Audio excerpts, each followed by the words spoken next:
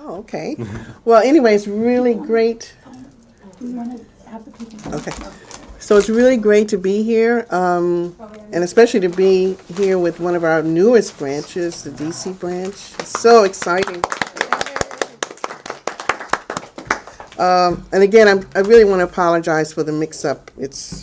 Anyway, but we're all here now. So we're here to talk about the national question, liberation, etc. And for our party, there is nothing more critical for the revolutionary struggle than having a correct position on really a lot of fronts, so many fronts. But we feel that there's none more important to the class struggle than the fight against white supremacy, or as Marxists view it, as the national question or national oppression. And why is this? Because white supremacy permeates 99.9% of every issue and development, especially in U.S. society. White supremacy is the most potent weapon that the 1% or the ruling class relies on the most to keep us divided as a global class that is thoroughly multinational, multi-generational, multi-gendered. And we could have separate, you can have all kinds of classes and separate analysis on national oppression, throughout the world, whether it's in Latin America, where there's many nations, Central America, the Caribbean, again, many nations within the Caribbean, Africa, Asia, and even in the rich capitalist countries like the U.S., dating back to the days of colonialism up until the period that we're in now, imperialism. But for the purposes of this meeting, I really want to focus in on the Black liberation struggle because that's what I'm most familiar with. And I want to start by making a personal connection of how history is distorted to keep our class confused and misinformed by our own history. And this is done by the ruling class, those who rule on top in order to maintain their power over the masses. Now, back in 2001, my late mother, Consuela Lee, who was a jazz musician, she was a historian, she was a composer, Sharon knew her, she decided to critique this PBS series on jazz by Ken Burns. Now, Burns is I'm sure you all have probably heard of him. He's done, documentaries on baseball and, other types of documentaries. Very famous documentarian who was never a jazz musician, but he claimed that the origins of jazz came from St. Louis in the 1920s, led by the great Louis Armstrong, who was considered by many to be the most influential jazz musician of the 20th century. But my mother was so outraged, she countered Burns' revisionism by looking at the broader historical picture when she wrote for Workers' World newspaper, quote, "Jazz was born of Africans, brought to this country as slaves, who endured the most brutal system of bondage known throughout the history of humankind." She went on to say, not only was there physical torture and mass murder, there was a mission to destroy the psyche, to degrade and dehumanize blacks by, for instance, the animalistic labels given to Africans. And isn't that true still today? Yeah. The overall intent was to render the black man and woman to less than human status so that the Holocaust could continue with lunatic abandon, and so it did. Through all of this, the African spirit, resistance, and culture remained strong, end quote. So I wanted to emphasize the word resistance and what my mom said against slavery, based on the roots of black culture, which cannot be separated from the century-long black liberation struggle. The struggle against white supremacy has been a common theme for the past 400 plus years for the African diaspora, no matter the various epics or the various forms the struggle has taken ideologically, politically, organizationally, and even geographically. The common thread has been the struggle for self-determination as a way forward towards full social equality and liberation by any means necessary. In order to know where you are going, you have to know where you come from. So where did this resistance first originate? It's rooted, as Mom said, in the African Holocaust, on the slave ships, not just when people arrived here, but on the slave ships, carrying tens of millions of kidnapped, quote-unquote, human cargo from Africa, like the Amistad and nameless others. There were the great slave rebellions led by Denmark Vesey, Gabriel Prosy, Nat Turner, and John Brown, and hundreds more that history books seem to have conveniently forgotten. Many of these rebellions were inspired by the Haitian Revolution, led by Toussaint Louverture and Jean-Jacques Dessalines in 1804, that kicked out the brutal French slave masters. This was really the great Black Revolution, the first one. The U.S. Civil War offered escape for thousands of enslaved Black men to join the Union Army to fight for freedom from intolerable conditions. In his historic work, Black Reconstruction in America, W.E.B. Du Bois referred to this escape as a general strike for freedom. Because really these were workers, these were enslaved workers. The great Harriet Tubman was responsible for freeing hundreds of slaves, and she also became a spy for the Union Army. The intervention of Black soldiers in the Civil War was decisive in terms of the military defeat of the Confederacy. The Civil War was a class war, not just against North and South from a geographical point of view, but a clash between two social systems, vying to see which one would replace the other in controlling the means of producing everything in society. There were class-conscious white workers who opposed the slave trade, but mainly in Europe. As members of the First International Working Men's Association, based in England and led by Karl Marx, whose bicentennial of his birth is this May 5th. Marx, who was a communist, not only came out against chattel slavery, but also wage slavery. He linked the two, and he has this great quote that we still, bring up, and that is, labor in the white skin can never be emancipated while labor in the black skin is branded. Mm-hmm. The short-lived Reconstruction period, when Black people were making strides to win their bourgeois democratic rights, just as the white majority had already had. And this was a very, very progressive, even revolutionary period in this country. Because Black people were, in the process of building their own schools and gaining great political power through the elections to state legislatures in the South. In some areas, Black people were armed by the Union Army to protect themselves against attacks from the remnants of the Confederacy that were still allowed to regroup by the federal government to regain state power. In other words, this military defeat, it didn't really wipe out the entire system of the slaveocracy.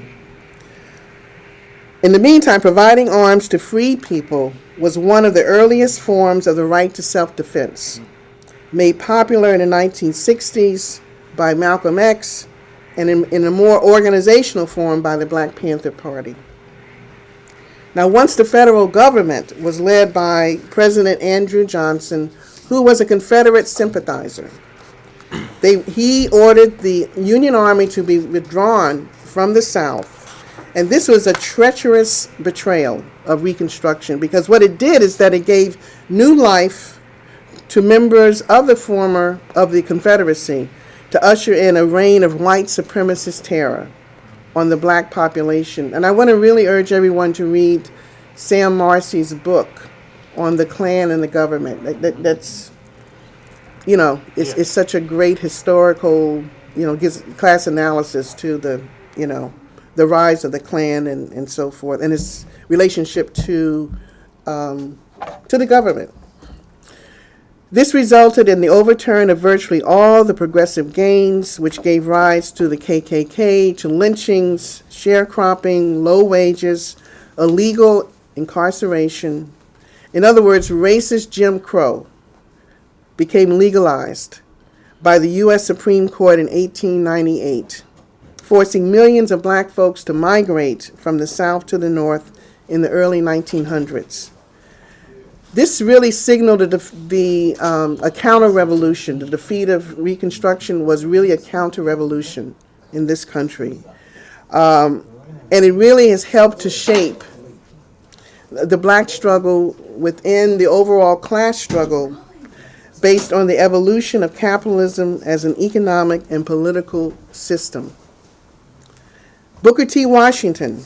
I'm just giving you some examples of the different forms of the struggle up until now. Booker T. Washington, a black educator, was an individual reflecting the reality of black folks living under this semi-slavery situation. And notwithstanding his political conservatism and his accommodation to the white capitalist establishment, Washington nevertheless founded Tuskegee Institute, which is now a university, in Tuskegee, Alabama, just a few years after the violent overthrow of Reconstruction. And Washington appealed to Northern industrialists and philanthropists to help finance the first of many important agricultural and industrial colleges in the Southern Black Belt to encourage former slaves and their descendants to become self-reliant and independent from their former slave masters based on the material conditions of the Southern black masses at that time. My great-grandfather, William James Edwards, who was a Tuskegee graduate, he was so inspired by Booker T. Washington that he founded Snow Hill Institute in Snow Hill, Alabama, about 100 miles from Tuskegee. He founded that school for former slaves in Wilcox County, which today is still the poorest county in Alabama. And this was predicated on the philosophy of Washington. And Booker T. Washington would even come to Snow Hill to talk to the students and the community and so forth. And it was really a prosperous private school, but, it was so prosperous and had so much influence. And it was helping to give black people, a sense of pride and, and also skills, learning how to read and write, that the Klan actually burned down a number of the buildings there that led to its demise in the 1920s. Now, countering, Booker T. Washington's, his philosophy, in the North, there was the founding of the National Association for the Advancement of Colored People, the NAACP, which was founded by W.B. Du Bois and other members of the Niagara Movement. And their aim was to organize mass and legal opposition, especially to the lynchings, the thousands of lynchings, including legal lynchings of black men by the racist courts. Du Bois was a radical intellectual advocating for bourgeois democratic rights for black people and even for socialism in his later years, especially when he went, to Africa, and that's where he died. He was a Marxist and, again, developed into a Pan-Africanist. He stated that the biggest crisis facing the 20th century, when he wrote The Souls of Black Folks, was the quote-unquote color line. And that's still true today. There were black women fighters like Ida B. Wells who attempted to appeal to the privileged white-led suffragist movement to show solidarity with the anti-lynching laws and protest, which were on the top of black women's agendas. Because black women did not separate, the liberation of the people as from the liberation, from patriarchy. The lynchings of black people, along with the quote-unquote race riots targeting black people, exploded in the northern cities, especially in light of the great migration of black folks from the South to the North. There was the mass movement known as the Universal Negro Improvement Association that was led by Marcus Garvey in the early 1900s, which advocated black people going back to Africa. Viewed by many white socialists as controversial due to its program of black nationalism, this was an anti-colonial movement that galvanized more than 1 million black people, not only in the U.S., but around the world. The UNI was also a proponent of establishing black-run businesses, which the white racist establishment saw as a threat to their profits, and also he was advocating independence, from the political domination of the white, capitalist establishment. In order to break the back of this popular movement, the U.S. had Garvey deported on trumped-up charges, had him deported to London, and really causing this mass movement, which to this day is still the largest mass movement of black people in history. But it did, weaken and dissipate because the leadership was being targeted, especially Marcus Garvey. Then there was the civil rights movement that propelled millions of people, black and white, to pick up the torch of resistance, that was left by what happened with Reconstruction to fight the Jim Crow laws. There was the Black Panther Party, inspired by the great Malcolm X and founded by Huey P. Newton and Bobby Seale in 1967. This was the most revolutionary formation within the black community until it was decimated by the FBI's COINTELPRO in the early 1970s. This organization called for the armed self-defense of black and other oppressed peoples against the repressive state, that is, the cops, the courts, the FBI, and many other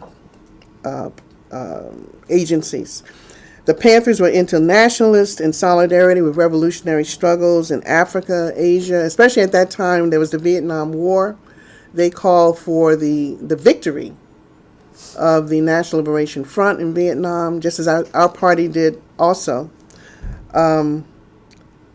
They showed solidarity with the struggles in Latin America, the Middle East, including the Palestinians, as well as other struggles in this country. And in fact, Huey was so forward-thinking. He was so concerned about unity of all of the movements in the U.S. that he actually called upon progressives to ally themselves with the emerging lesbian and gay movement back in 1971, following the Stonewall Rebellion in New York. So I wanted just to interject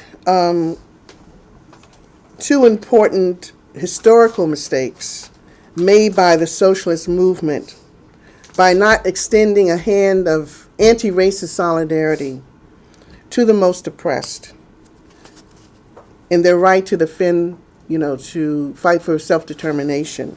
And that was the Garveyite movement and also the Black Panther Party. The socialist movement was not united in defending these movements that came under attack by the government. The Garveyite movement, as I mentioned before, they were preaching, really, when they were preaching the Back to Africa movement, they were really talking about separatism.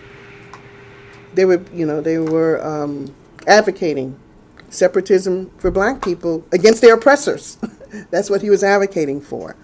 And black capitalism, which, again, that was their right to do.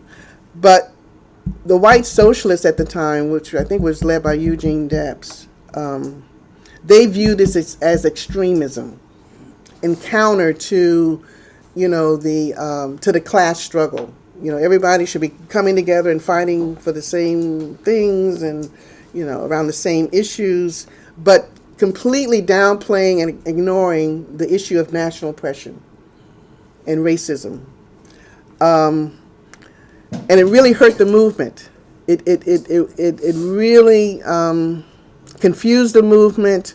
It disunited the movement when it needed, that's the solidarity. And it was key. It was really key to the demise, of the Garveyite movement, along with the repression, of the state.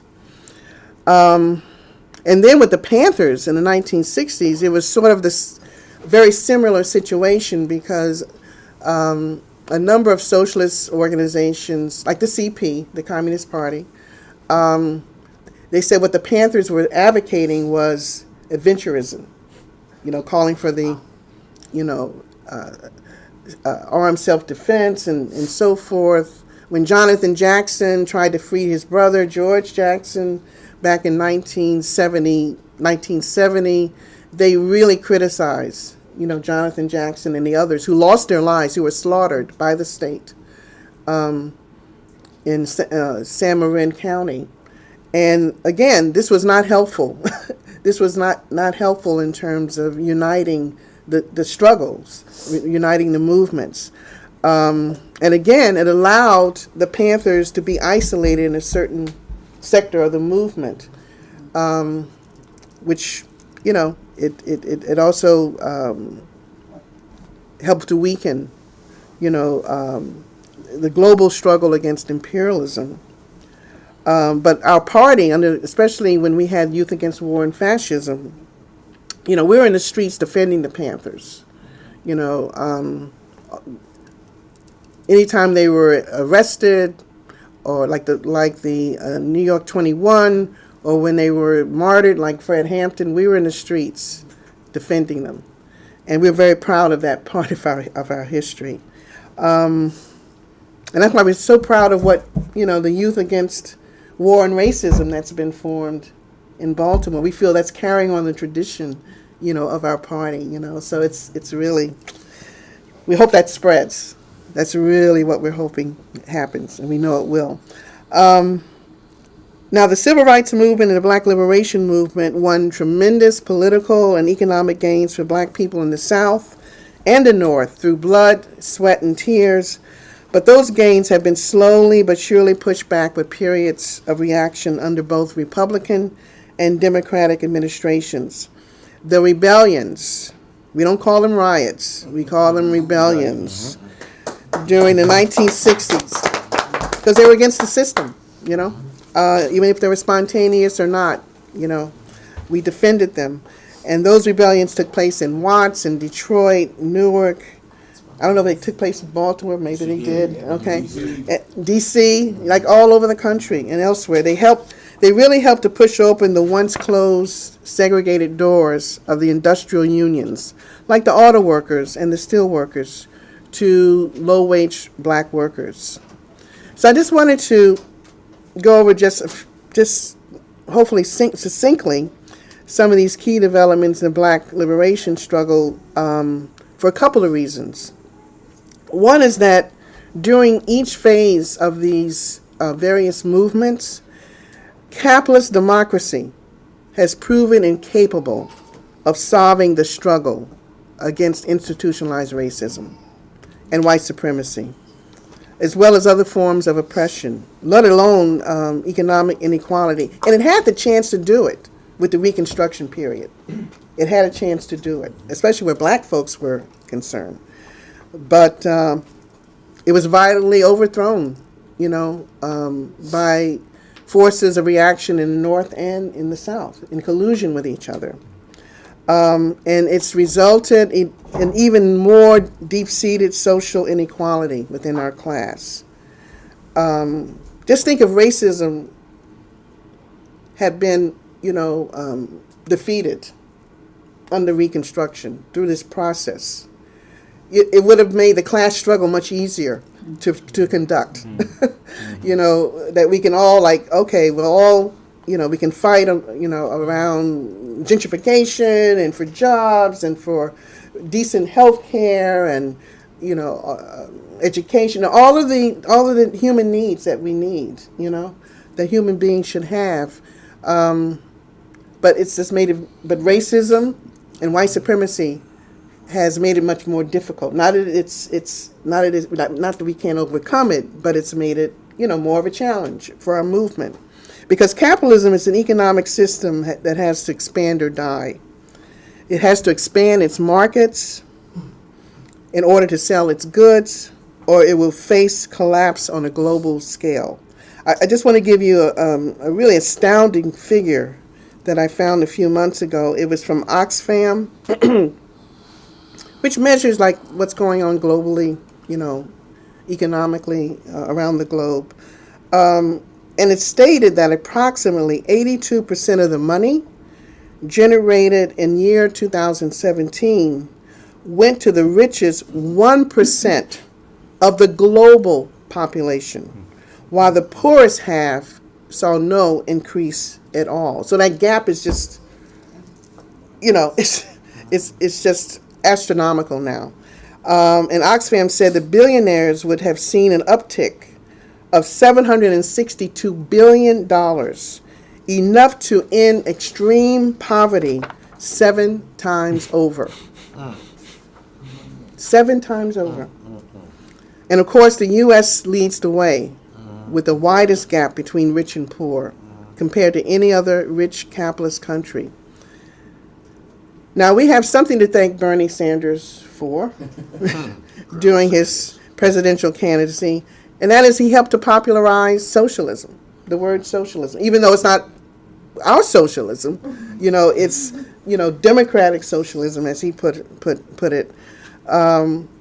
But again, it just showed that people were more open to socialist idea, because people hate capitalism so much, especially the younger, generation.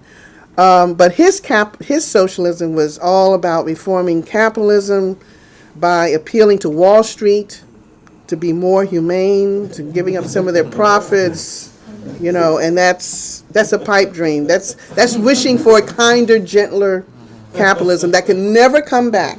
It can never come back. And this leads me to the other point, is that history has shown again and again that capitalism cannot be reformed. It cannot be reformed because the capitalists don't control their system. They really don't control how it's run. It's the capitalist laws of development that control the capitalist. They have to have more and more and more to meet that profit line. So what this means is that capitalism holds no bright future for the younger generations, hoping to have it better than their parents and grandparents.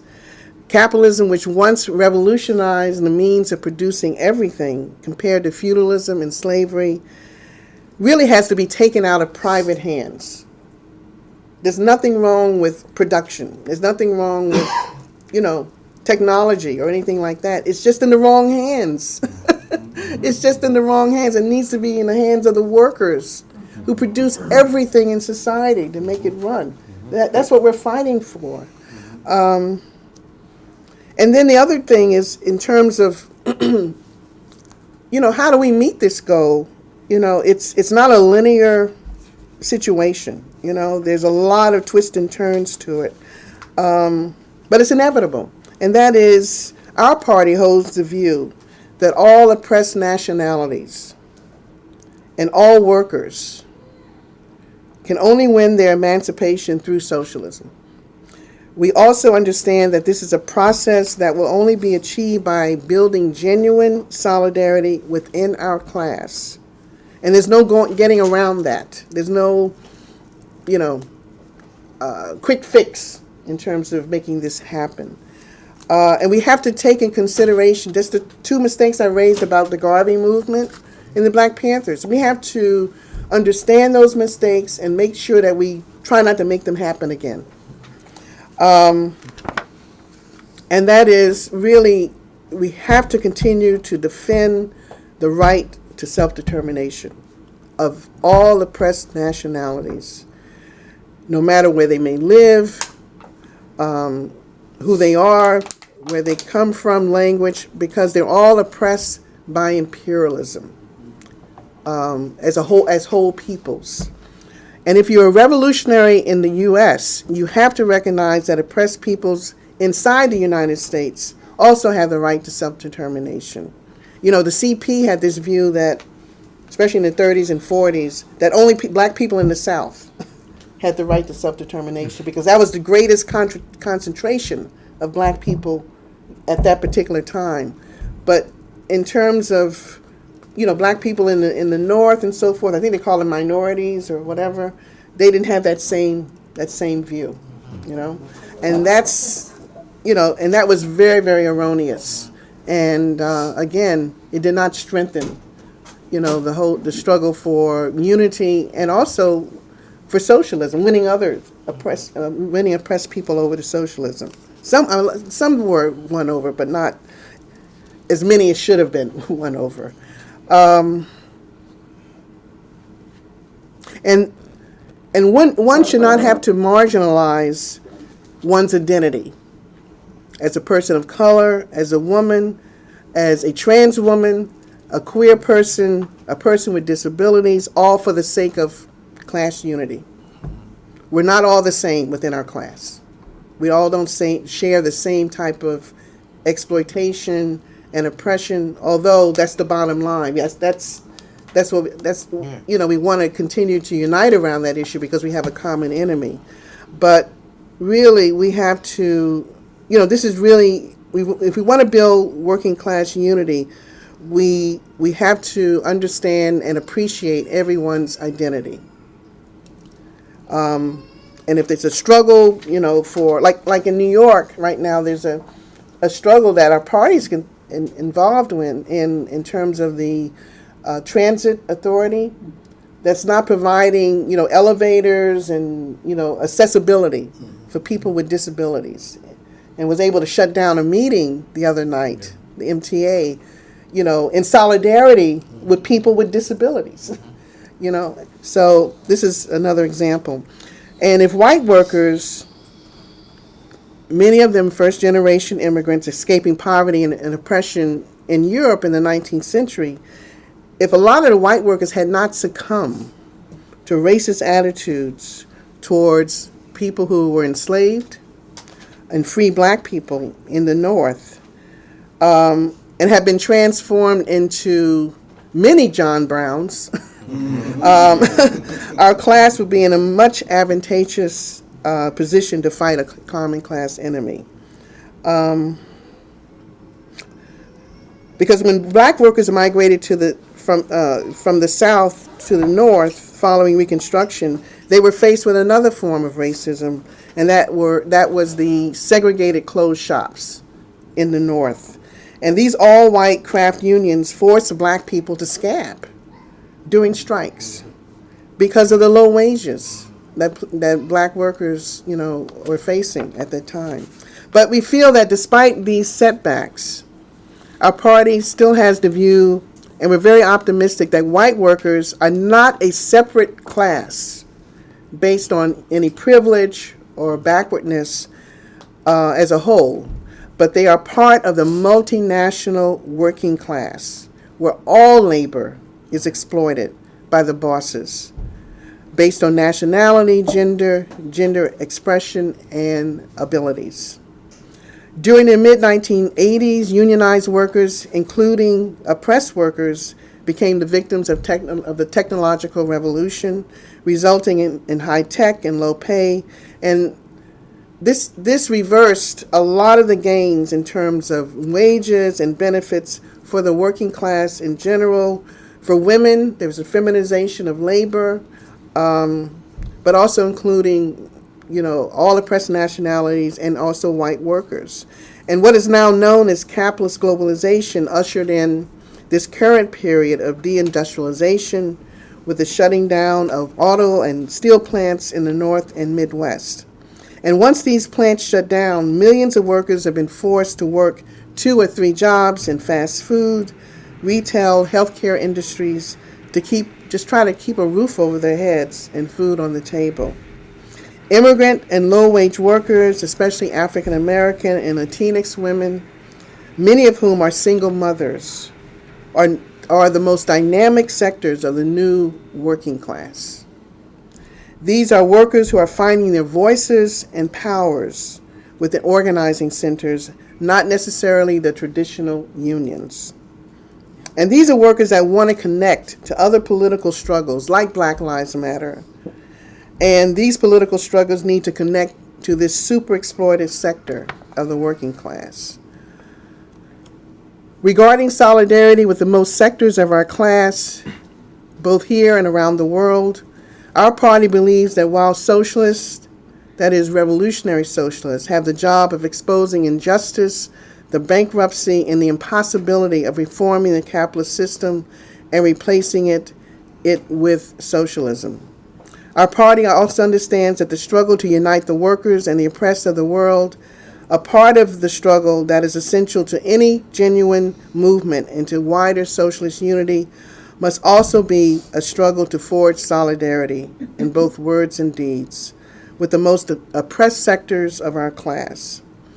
However, a genuine socialist movement cannot move forward if the answer, I'm just going to repeat myself, to the question of uniting the working class is to advise all involved to minimize and marginalize the importance of combating racism, the oppression of immigrant workers, the oppression of women, of lesbian, gay, bi, transgender, and queer people, all for the quote-unquote sake of unity. Workers' Will Party believes that the Black Lives Matter movement represents even more than a continuation of the age-old struggle against racist police terror.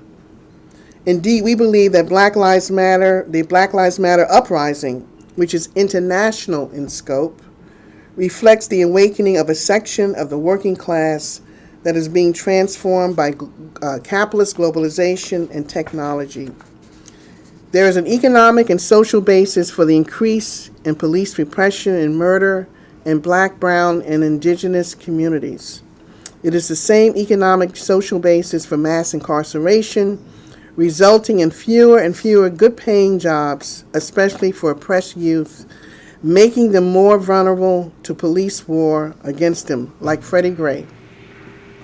This deepening repression lays the basis for even wider unity and wider class consciousness that transcends nations and geography, a global revolutionary class consciousness. When I was able to go to Ferguson just weeks after Michael Brown was murdered, and I was able to interview some of the Black youth. I need to share that video with you all. But anyway, John Parker and I were there, and we were interviewing these youth, and I asked one of them, what do you want to see happen? What do you want to see come out of the murder of Michael Brown? And I thought, this young man was going to say, I want to see justice and, the cop behind bars or whatever. And the main thing he told me is that, well, what I want to see come out of it is I want to join a union. I said, you want to join a union? He said, yeah, because there's no decent paying jobs. The young man said, I have a child to raise, and I have a $7 an hour job, and I can't raise my child on this. And that he also said, I don't want to be targeted by the police. In other words, this young man, in his own words, he saw the connection between him, being targeted by the police and not being a part of a working class organization like a union. I mean, so the consciousness is there, but we also need to show more solidarity, to these youth in general, With the 2018 midterm elections approaching in November, which is really a precursor to the 2020 presidential elections, our party understands that the Democratic Party will do everything possible to regain hegemony in the White House and, of course, in the Congress, which means co-opting movements where more and more youth and women in particular are in the streets to protest gun violence or against all forms of misogyny, with Trump being the biggest misogyny, in the country, in order to push the vote as the main alternative to struggle. Well, we say that there is a more viable alternative. Part of the ongoing political struggle is winning people to the understanding that independent mass movement and mass action in the streets, like the militant Black Lives Matter movement has been engaged in, is at this stage of the struggle not merely as important as electoral politics, but most important. Sisters and brothers, no oppressed people can win their liberation within a vacuum. Not black people in this country or in Africa. The Palestinians can't win alone. The people of Zimbabwe, South Africa can't win alone. The people of Honduras and throughout Latin America can't win alone. The Haitians, the Puerto Rican people, throughout the Caribbean, they can't win their struggle, their liberation alone. Indigenous peoples and other oppressed nations here and throughout North America cannot win alone, and we can go on and on. All oppressed peoples and workers belong to one global working class, and that global working class is oppressed by a global capitalist system that puts profits before human needs. The Cuban Revolution, the former Soviet Union, the Chinese Revolution in 1949, the Democratic People's Republic of Korea, North Korea, and other revolutions have been inspiring to oppressed peoples everywhere and showing that there is a better way of life. But these social revolutions that triumphed under very difficult conditions of no fault of their own due to underdevelopment based on imperialism's exploitation of labor and exploitation of resources of whole countries. But they found a solution. And these revolutions were the only alternative left to uplift the standard of living of the masses. And I really want to end my all too long talk with just a couple of quotes. This is a voice from Harper's Ferry. I think most people know about Osborne Anderson, who was with John Brown when he was trying to take the guns from Harper's Ferry to free black people. Anyway, he wrote this wonderful account of his experiences with John Brown before he was legally lynched. And I wrote a section called What is a Nation? Mainly about the Reconstruction period. But there's I guess a couple of sections. One section I want to read is from Sam Marcy, who was he's the late chairperson of Workers' World Party. And he wrote this, it wasn't for the book. It was I think he wrote an article about defending the Nation of Islam when it came under attack, when Jesse Jackson was running for president, and Jackson had gotten the endorsement of the Nation of Islam and came under tremendous attack. You know, they were trying to force Jackson, the government, to separate his campaign from the Nation of Islam, and I think he refused to do it. And then Sam wrote this incredible essay on this, and this is just 2 paragraphs from it. He says, "The bourgeoisie denies and closes the road to both separatism and integration. They neither wish to complete the bourgeois democratic revolution for political equality, nor allow social and economic equality. Nor will they permit the development of a movement for an independent, separate state. The whole struggle of the working class, as well as the oppressed people and their allies everywhere, is to recognize that there can be no real independence, freedom, or equality as long as the monstrous system of capitalist exploitation and imperialist oppression remains. The struggle for any and all concessions must and will go on, and each concession won is a building block in the struggle for emancipation from imperialist finance capital." So that's from him, and then this is from me, and I'll end here. Any discussion of the evils of capitalism leads inevitably to the next question. What can replace it? Only the socialist revolution, a revolution achieved through the organization of the working class and all the oppressed.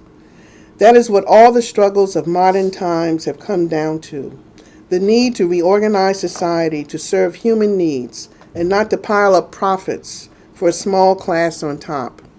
Only socialist revolution can emancipate all people of color, along with the entire working class on a worldwide scale.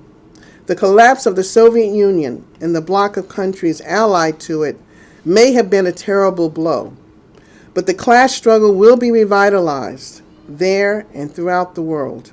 The horrible conditions for the workers and the revival of vicious national antagonisms that have accompanied the restoration of capitalism there prove once again, even by negative example, that only socialism can establish true democracy based on the workers of all nationalities running society in a cooperative manner. Build a workers' world. Thank you.